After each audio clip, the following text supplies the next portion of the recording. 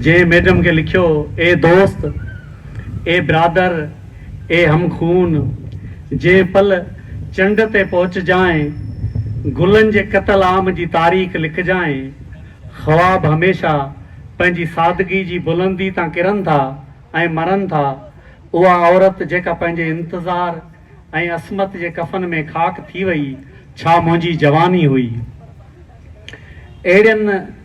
कई जवानियुनि जा किसा लिखंदड़ ऐं उन्हनि जवानियुनि में कुछियूं ईंदड़ औरतुनि जूं कहाणियूं लिखंदड़ मैडम अमर सिंधु खे का अलामी बिशारत थिए थी या छा।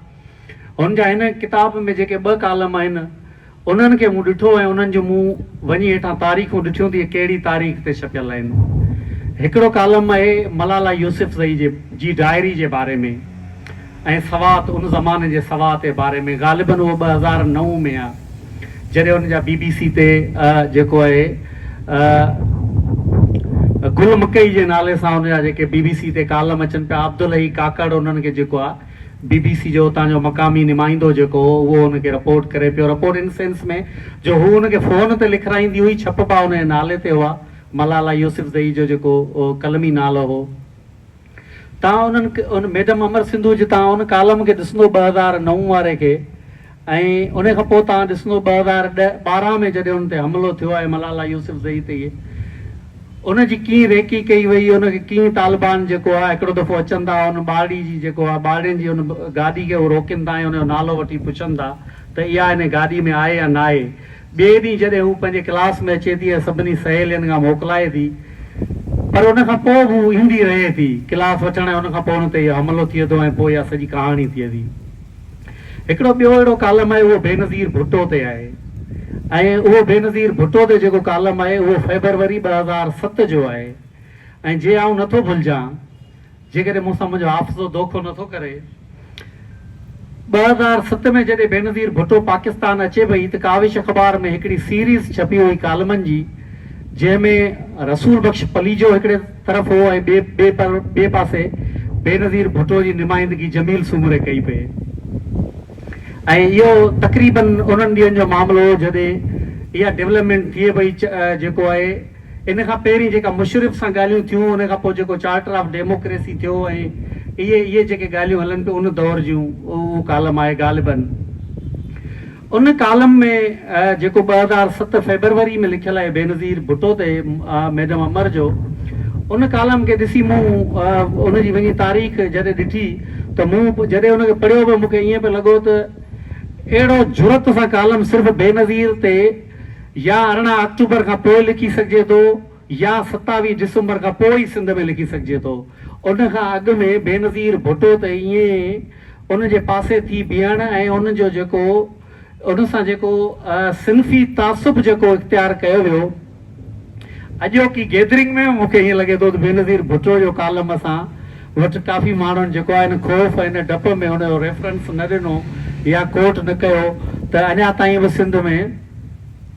इन वर्जन खे उनखे करणु थोरो ॾुखियो आहे। आउं सम्झां थो उहो जेको बेनज़ीर भुट्टो ते मैडम अमर जो कालम आहे, जंहिंजो उनवान ई जेको आहे सियासी मैदान में जिनसी तासुब जो शिकार थींदड़ बेनज़ीर भुट्टो, उन मां कुझु टुकड़ा ॾियां थो ऐं कुझु जेको आहे आउं उहे ॻाल्हियूं कोट करणु चाहियां थो जेके सिंधी अख़बारनि में मज़मूननि, कालमनि, एडिटोरियल्स ऐं इवन अख़बारी हेडिंग्स जो जेको आहे हिकिड़ो वॾो बिज़नेस रहियूं। उहे हेडिंग्स, उहे लफ़्ज़ ऐं उन्हनि जी असां सभिनी कमाई खाधी, जिन खे जिन जो अॼु आउं डिस्क्लेमर जेको आहे आउं चवां थो त मुंहिंजे तरफ़ां उहो डिस्क्लेमर आहे।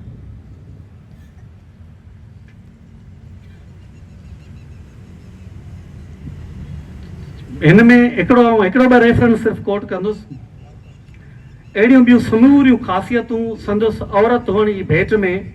सानवी हैसियत रखंदड़ आहिनि। उहा दुनिया रिआयतनि ॾियण जे मामले में मुमकिन आहे त संदसि औरत हुअण वारी हैसियत खे बिल्कुलु फ़रामोश करे छॾे, पर आङुर खणण वक़्तु यकीनन उन दुनिया जो पहिरियों हमिलो संदसि औरत पुणे खे ई भोगणो पवंदो। खेसि जॾहिं पहिरियों भेरो या रड़ निकिती हूंदी त छो बि नेठि भला कामयाबी खे पुटु ॾियण ऐं नाकामी खे धी ॼमण सां तशबीह ॾिनी वेंदी आहे। ऐं संदसि निड़ी मां जेकॾहिं ही अखर उचारिया विया हूंदा त ही कहिड़ो मर्दाणो शाउइज़म आहे। हिन लेख में बेनज़ीर भुट्टो खे जॾहिं शादीअ लाइ चयो थो वञे, हिकिड़ी उमिरि हुई, हुनखे बार बार इहो पुटु कयो वेंदो, क्वेश्चन उन साम्हूं उछलियो वेंदो त तूं इवन हिकिड़े वॾे गादी नशीन जो इहो बयानु हो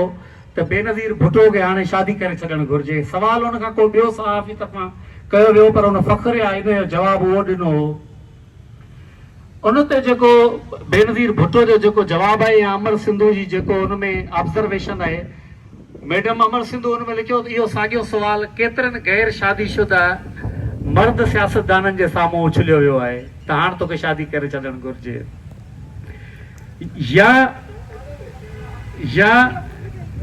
या जेको आहे मीर मुर्सा भुट्टो जे हवाले सां जेको बेनज़ीर भुट्टो खे संदूसी भाउ जे क़त्ल ते या संदूसी भाउ जी सियासत में अचण जे हवाले सां जेको हुनखे मीडिया तरफ़ां भोगरायो वियो, जिन तकलीफ़नि में हुनखां गुज़ारियो वियो, उनखे जेको आहे मैडम हिन में रखियो आहे, मीर सां पंहिंजे भाउ सां भला संदसि कहिड़ो झगड़ो हो, पर जीअं मीर जे वतन वापसी थी, वारिस केरु धीउ या पुटु, हिकिड़ो लफ़्ज़ जेको आउं हिते चवणु चाहियां थो, जेकॾहिं तव्हां सभिनी खे यादि हूंदो, वॾो फ़ख्र या सिंध में लिखियो वेंदो हो, सिंधी कालमनिस्ट, एडिटोरियल लिखण वारा, इवन हेडिंग्स ठाहिण वारा मीर मुर्सा लिखंदा हुआ, भुट्टो जो जेको आहे पगदार पुटु, पगदार पुटु, पगदार पुटु, इहो सिर्फ़ु हुन ख़ातून खे जेको आहे टीज़ करण लाइ, या जेको आहे हुनजो जेको इक़्तिदार में अचणु हो या पार्टी लीगेसी खे अची संभालणु हो, उनखे सिंध में क़बूलियत न ॾियारण लाइ या उन साम्हूं थी बीहण लाइ मूंखे लॻे थो इहो लफ़्ज़ इस्तेमालु कयो वेंदो। पगदार पुटु, जेकॾहिं सिंध में ॿियूं बि घणियूं पॉलिटिकल लीगेसीज़ आहिनि, उन्हनि में कॾहिं कंहिं कोन लिखियो के जेको आहे जुरत करे त हिते पगदार पुटु हुजणु घुरिजे हा। ऐं मिसाल ॾेई सघां थो, पर आउं सेल्फ सेंसरशिप लागू कंदे ॻाल्हि अॻिते थो वधायां, जो एसि ताईं ॻाल्हि वञी पहुती जो उहो 70 क्लिफ्टन संदसि लाइ इलाइक़ाए गैर बणियो। उहो 70 क्लिफ्टन जेको संदसि सियासी जदोजहद जो ई मर्कज़ न हो, पर जिते हुन बालकपुण जा ॾींहं गुज़ारिया हुआ, जंहिंजे सर सां संदसि उनसियत ईअं हुई जो सखर जेल तां वापसी खां पोइ जॾहिं सनम संदन नंढी भेण जी शादी लाइ खेसि जेल जी कोठड़ी मां आज़ादी मिले थी, त हू पंहिंजे कमरे दीवारनि खे महज़ उन करे रगड़े साफ़ करणु घुरे थी त हुकूमती एहलकारनि जे तरफ़ां उन कमरे जी बार बार तलाशी दौरान उन कमरे जे तक़दुस जी ख़िलाफ़ वर्ज़ी तइ कई वई। हिन सॼे कालम में जेका ॻाल्हि हिकिड़ी मैडम खां रहिजी वई आहे, उहा इहा आहे त जेका बेनज़ीर भुट्टो जी ऑटोबायोग्राफी आहे, उन में हू चए पई त सखर में जॾहिं मूंखे जेल में रखियो वियो ऐं उन्हनि खे मुंहिंजूं जेके ख़ासि औरतियूं जेके तारीख़ूं हूंदियूं आहिनि, उन्हनि ते बि उन्हनि जी नज़र हुई त हिननि ॾींहंनि में हिन जूं ही तारीख़ूं हूंदियूं, उन्हनि ॾींहंनि में जून जुलाई में बेनज़ीर भुट्टो खे सखर में रखियो वियो हो। एसि ताईं बेनज़ीर भुट्टो मर्दाणे तासुब जो शिकार थी हुई पाकिस्तान जी सियासत में, ऐं इवन आउं ख़ासि तौर ते चवंदुसि सिंध में आउं फोकस चवां थो, जो बेनज़ीर भुट्टो जो केस मूंखे ईअं लॻे थो जीअं ताज़ो ई जेको आहे टंडो मस्ती में जेको वाक़ियो थियो हो, जेको रुबीना चांडियो खे जीअं राति जे पहर जेको आहे संदसि जेको ख़ानदान जे रत जे रिश्ते जे माण्हुनि बीहारे हिकिड़े हुन बाह मां झलियो, ॿिए हुन बाह मां झलियो ऐं हिकिड़े गोली हलाई, या वरी उन भान सईदाबाद जी उन महर छोकिरी जेको आहे जंहिंजो केस हुनजो जेको मंगेंदो या जंहिंसां हुनजो पोइ निकाह थियो, मंसूर सुमरो अञा ताईं सुप्रीम कोर्ट ऑफ पाकिस्तान में विड़े पियो,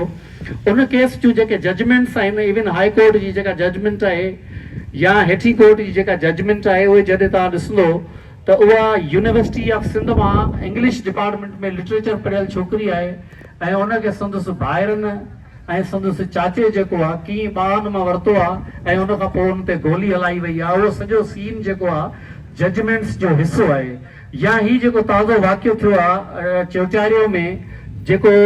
शादबानो मलाह जो जेको केस आहे, उनखे कीअं जेको आहे उनजे चहिरे ते ब्लेड सां जीर ॾिना विया आहिनि, ऐं उन केस जो जेको मुलज़िम आहे वज़ीर राजड़, उहो कीअं उहो अदालत मां फाते थी आयो आहे, उन जूं कीअं वीडियोज़ हाणे थियनि पियूं। उन्हनि समूरनि औरतुनि सां मैडम अमर सिंधू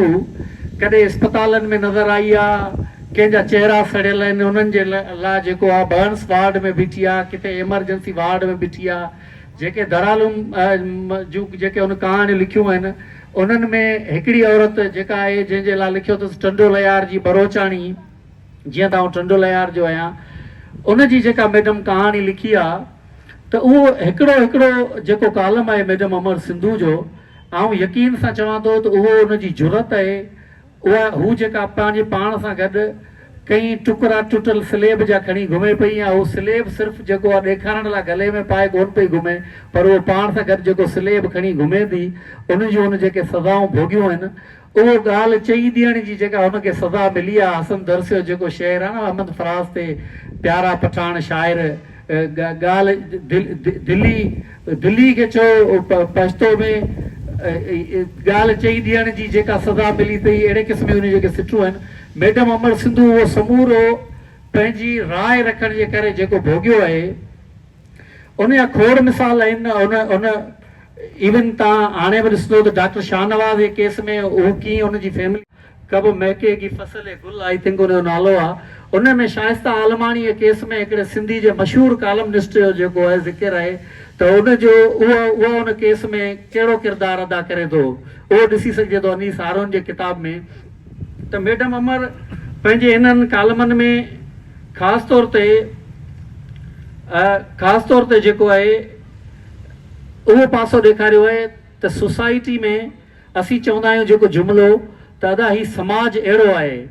पर उन समाज जी जेका जोड़ींदड़ जेका आहे, उन समाज खे जेको ठाहींदड़ आहे, उनजो जेको डोमिनेंट पासो आहे उहो पॉलिटिक्स जो आहे, उहो सियासत जो आहे। ऐं उहा जेका सियासत आहे, जेको हसीन मुसरत चए पई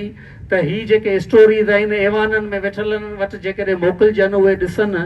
त जेको क्राइम जो, जेको जुर्म जो जेको निज़ाम आहे, उन जा जेके तांजा पेच आहिनि, उहो कीअं जुड़ियल आहे, उहो कीअं थो करे। मैडम इंतिहाई मादरत सां उहो निज़ाम जोड़ियल ई उन्हनि जो त आहे, उन्हनि खे ई छा मोकिले कंदासीं, उन्हनि ई थी ठाहियो आहे। उन निज़ाम खे मैडम अमर सिंधू हिट कयो आहे, उन जूं ज़ंजीरूं जेको आहिनि उन्हनि खे इन हिलायो आहे, उन्हनि खे लोॼियो आहे। उहे लेजिस्लेटर्स हुजनि, हिन किताब में जेके ॿ कालम आहिनि, हिकिड़ो स्पेशली तस्लीम सोलंगी ते जेको आहे जंहिं ते कुता बचा विया, आई थिंक उहा पीर ॻोठ जी आहे। ॿियो जेको कालम आहे उहो ज़किया वसाण ते जेको कालम आहे, जंहिंमें मैडम नफ़ीसा शाह खे मुखातिब अथई आहे, शाज़िया अता मरी खे मुखातिब अथई आहे, ऐं ॿियनि पीपल्स पार्टी में वेठल उन्हनि ख़वातीन खे जुरत सां मुखातिब थी उन लिखियो आहे त तव्हां जेको आहे हिते वेठियूं आहियूं, ऐं तव्हांजी पार्टी जा माण्हू हिन तक में जेको पॉलिटिक्स कनि था, ऐं उन्हनि जे हूंदे इन्हनि सां हीअं थियो आहे। मूंखे ईअं लॻे थो, मूं जेका सवेर ॻाल्हि कई त जेको खालदा चांडियो जो टंडो मस्ती जो केस आहे, जंहिं अंदाज़ सां उन छोकिरी खे राति जे पहर में पंहिंजे ई रत जे रिश्तनि ईअं ॿाहुनि मां झले उन ते पिस्टल या फायर कया आहिनि, ऐं उहा वीडियो जेका आम थी आहे, उहा तव्हां वीडियो ॾिसंदो त तव्हांखे किथे न किथे उन जेको वीडियो में जेको हू गोली हलाइण जो जेको शोलो अचे थो, तव्हांखे उहा वीडियो ईअं ई लॻंदी जी बेनज़ीर भुट्टो ते जेको हमलो थियो आहे, उन हमले खां शामे पर पोइ जेको शोलो तव्हांखे नज़र अचे थो, त उन खां पोइ बेनज़ीर विसामी वञे थी, ईअं ई खालदा चांडियो विसामी वई। हीअ अलाए केतिरनि जेको आहे नंढड़नि सायनि ते टिन लफ़्ज़नि में पेश कयल जुमिलनि में वॾा वॾा साह खणण खां अॻे ई जेको आहे मारिजी वियल औरतुनि जूं कहाणियूं आहिनि, ऐं उन्हनि मर्दनि हथां मारियल जेको आहे औरतुनि जूं कहाणियूं आहिनि, जिन पोइ जेलनि में वञी जेको आहे सिंधी टोपियूं पातियूं, ऐं असां उन्हनि सिंधी टोपियुनि खे मथे ते रखी पोइ कल्चरल डे मल्हायो। तव्हां सभिनी जी महिरबानी। तमामु घणी महिरबानी।